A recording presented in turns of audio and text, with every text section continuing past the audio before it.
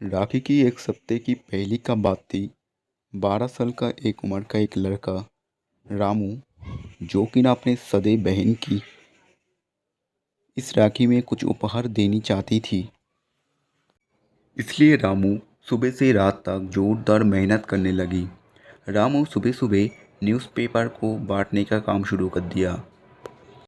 उम्र उसका भी ज़्यादा नहीं था, बस 12 साल उम्र थी।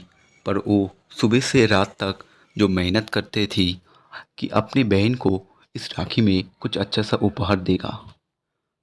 रामू सुबह तो न्यूज़पेपर बांटती थी, फिर न्यूज़पेपर बांटने का काम ख़त्म करने के बाद वो चाय की दुकान में आती थी और रात तक काम करती थी।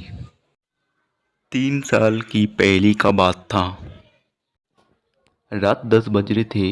रामू अपना काम ख़त्म करने के बाद आके कुछ खा के फुटपाथ में बैठा रहा। रामू का कोई तो अपना घर था नहीं, जिस वजह से वो फुटपाथ में ही सोता था। उस दिन भी रामू खाना खाने के बाद फुटपाथ में सोने की तैयारी कर रही थी। तभी ही रामू के सामने एक एक्सीडेंट घट गई। रामू ऐसे तो बहुत सारा एक्सीडेंट देखता है, पर ये एक्सीडेंट कुछ अलग तरीके का था। एक कार के साथ एक ट्रक का एक्सीडेंट हुई और इस एक्सीडेंट में एक परिवार मारे गए। तब मैं रामू भी वहाँ जल्दी से चला गया। वहाँ एक्सीडेंट के बाद भीड़ तो बहुत जमी थी, पर कोई मदद नहीं किया और सब लोग धीरे धीरे वहाँ से चला भी गया।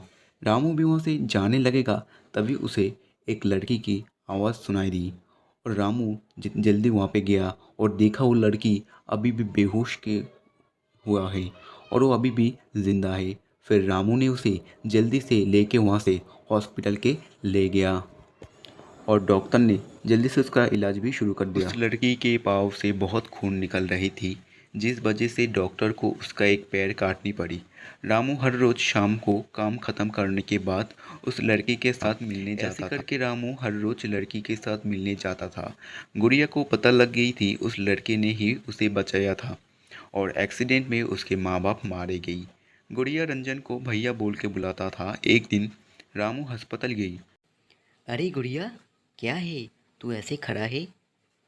गुड़िया कुछ बोलने जाई, उसके पहले ही डॉक्टर आ गई और बोली, रामू, गुड़िया बिल्कुल ठीक हो गई है, अब तुम उसे घर ले जा सकते हो। और ये बोल के डॉक्टर वहाँ से चला गया। गुड़िया, तुम्हारा घर किधर है? भैया, मेरा तो कोई घर ही नहीं है। मैं इस शहर में नया हूँ, नया आया था। मेरा तो कोई अपना घर ही नहीं है। भैया, तुम हमें तुम्हारे घर ले चलो ना।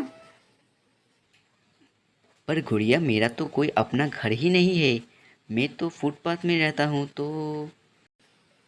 भैया, मैं भी फुटपाथ में रह लूँगा। नहीं नहीं, तू फुटपाथ में कैसे रह लेगा? ठीक है भैया। रामू गुड़िया को छोड़ के जाना तो नहीं चाहता था, लेकिन क्या करेगा, उसे क्या खिलाता, कहाँ रखता। रामू ये वहाँ से चला गया। उस रात बहुत तेज बारिश हो रही थी।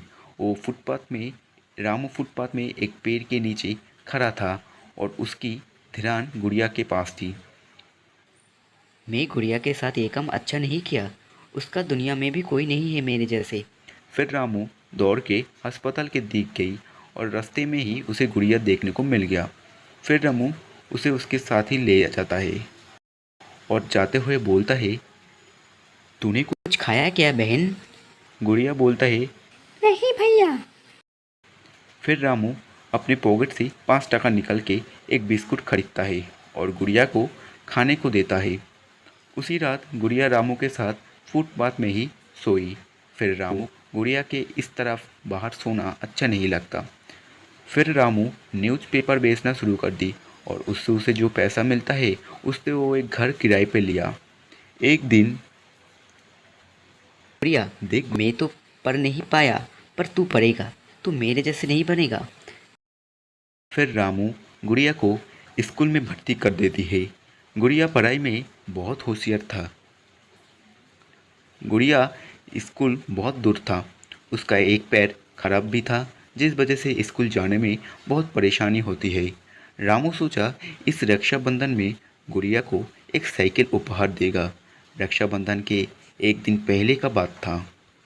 गुड़िया, तू आज मेरी दुकान में आ जाना, हम कहीं जाएंगे।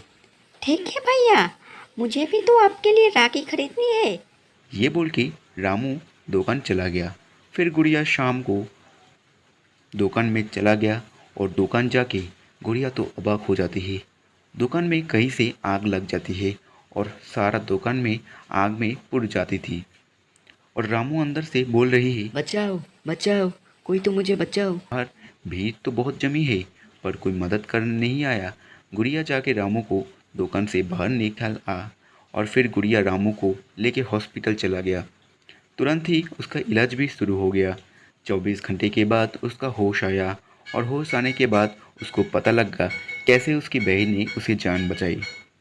गुड़िया देख, रक्षाबंधन में तो हर रा- भाई अपने बहन को रक्षा का वचन देता है, पर मेरा तो इतना हालत खराब हो गई कि मैं तुझे इस बार रक्षाबंधन में कुछ दे भी नहीं पाया।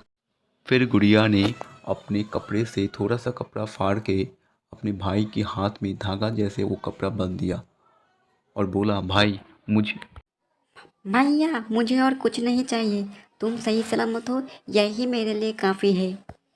हाँ, तू भी इस दुनिया का सबसे प्यारा सा अच्छा सा बहन है रे। और यहाँ पे ही ये दोनों भाई बहन की कहानी ख़त्म होती है।